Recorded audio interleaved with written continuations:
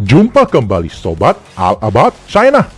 China kembali membuat pencapaian bagi dunia dirgantara. Kali ini dari Universitas Politeknik Northwestern atau NPU di kota Xi'an, yakni kota yang cukup bersejarah di China. Disinilah tempat pemakaman Qin Shi Huang, kaisar yang mewariskan mahakarya, tembok raksasa dan prajurit terakota. Dan Xi'an menjadi pusat pemerintahan dari banyak dinasti di China.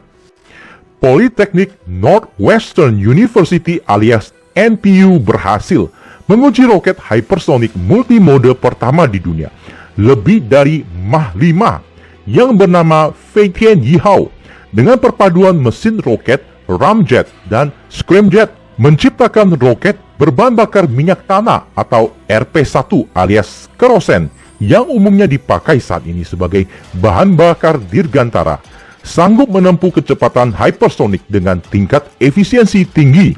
Tentu menggemparkan pengamat Amerika, sebab Amerika melakukan sanksi alias memasukkan NPU dalam daftar hitam, melarang sekolah tersebut baik dosen maupun mahasiswa untuk membeli komoditas buatan Amerika. Kenapa disanksi? Sebab NPU dinilai memainkan peranan penting bagi kemajuan teknologi persenjataan militer China.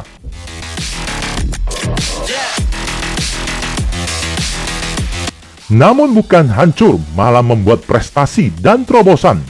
Feitian Yihao menggunakan sistem propulsi siklus gabungan berbasis roket atau RBCC. Untuk lebih mudah dipahami, yakni hybrid antara roket dan air breathing, atau dikenal ramjet dan scramjet. Roket masuk dalam transisi yang lancar. Multimode mesin awalnya meluncur menggunakan pendorong dari mesin roket hingga kombinasi dengan ramjet. Pada kecepatan yang semakin tinggi, ramjet dan scramjet mulai bekerja bersama dan masuk masa transisi di mana scramjet bekerja sendirian. Pada kecepatan yang semakin tinggi, di atas Mach 6, mulailah masuk ke transisi mode scramjet dan mesin roket. Setelah kecepatan di atas Mach 12, intake pada roket akan ditutup dan mesin roket kembali berperan sendirian. Keren, tentunya pertama di dunia mencapai kecepatan hypersonic dengan mesin kombinasi canggih. SR-72 Amerika akan memakai metode yang hampir sama, yakni TBCC. Kalau Feitian 1 RBCC, perbedaan yang satu berbasis roket, yang satu berbasis turbin.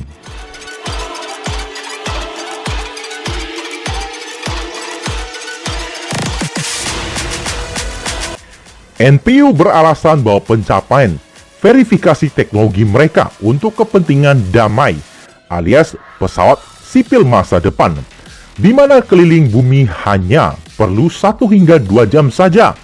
Teknologi hypersonic masih sulit bagi banyak negara, termasuk Amerika, namun tidak bagi Rusia dan China. China sendiri baru-baru ini ada 3 kota yang memverifikasi hak intelektual dan berhasil menguji teknologi hypersonic kombinasi roket air breathing terkemuka saat ini dengan karakteristik dan metode masing-masing. Dari Beijing, Tsinghua Universitas dengan roket yang bernama Qinghang Yihao, di mana roket terdiri dari 2 stick roket dan mesin ramjet yang sukses diuji pada awal 2022. Kemudian Lingkung Tianxing Technology yang sudah melakukan uji penerbangan hypersonic sebanyak 25 kali tanpa gembar-gembor, seperti perusahaan Amerika pada umumnya. Justru menurut bos NASA Nelson, menyebutnya tidak transparan dan menutupi data-data. 25 kali penerbangan dan verifikasi teknologi hypersonic. Kemudian proyek hypersonic lainnya yang bernama Tengyun yang membuat Amerika heboh. Sebab dikatakan oleh Paman Sam bahwa peluncuran tersebut melawan hukum fisika, di mana di dalam kendaraan hypersonic ada kendaraan hypersonic lainnya dan melepaskan kendaraan dalam kecepatan hypersonic. Tentu belum pernah dicapai negara manapun juga.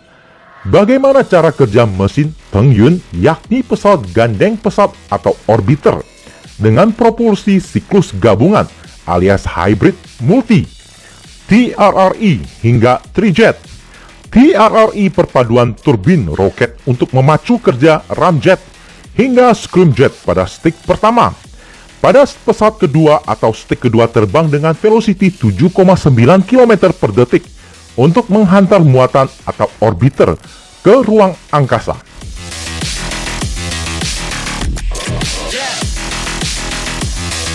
Pesawat Teng Yun bisa dicapai hingga Mach 16. Pertama mesin roket mulai membuat pesawat berakselerasi hingga Mach 3. Dan ramjet mulai bekerja hingga Mach 5. Kemudian mendaki hingga ketinggian suborbital sekitar 20 hingga 100 km di atas permukaan laut dengan melibatkan mesin scramjet. Kembali menggunakan pendorong roket hingga Mach 16. Tidak heran, dalam laporan FT bahwa Intel Amerika mengatakan bahwa pesawat itu telah melanggar hukum fisika dan belum pernah terjadi sebelumnya.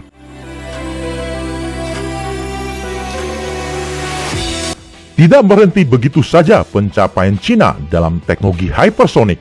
Kemudian datang dari Universitas Xiamen, sukses menguji kendaraan hypersonic yang dikatakan untuk pesawat sipil alias damai, yang bernama Nanxiang Yihao dengan propulsi hybrid sangat canggih, kompleks dan unik yang dinamai MUTTER, yang mana memadukan dua mesin turbin, dua air breathing bisa ramjet maupun scramjet, dan satu mesin roket. Total ada 5 kombinasi.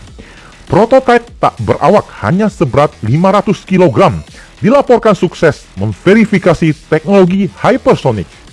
1 minggu setelah itu, dari Universitas Xi'an, NPU berhasil melakukan pengujian verifikasi teknologi hypersonic Feitian-1. Teknologi hypersonic cukup mudah bagi Cina, sebab Cina kebanjiran ilmuwan muda berbakat. Tentu berbeda dengan Amerika, yang notabene gagal terus menguji dan memverifikasi. Tentunya takdir mampu mengubah racun yang dirancang oleh Amerika menjadi madu bagi penerimanya. Atau manusia merencanakan namun Tuhan menentukan.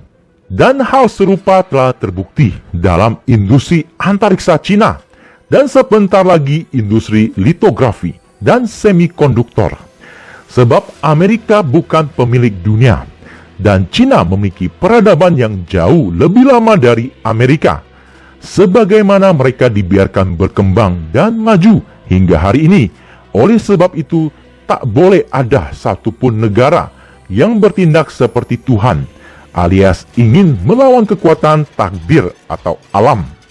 Cina tidak menyerang Pearl Harbor seperti ketika Jepang dijatuhkan sanksi oleh Amerika, melainkan Cina akan membalas dengan berkarya, membangun diri sendiri dan pembuktian.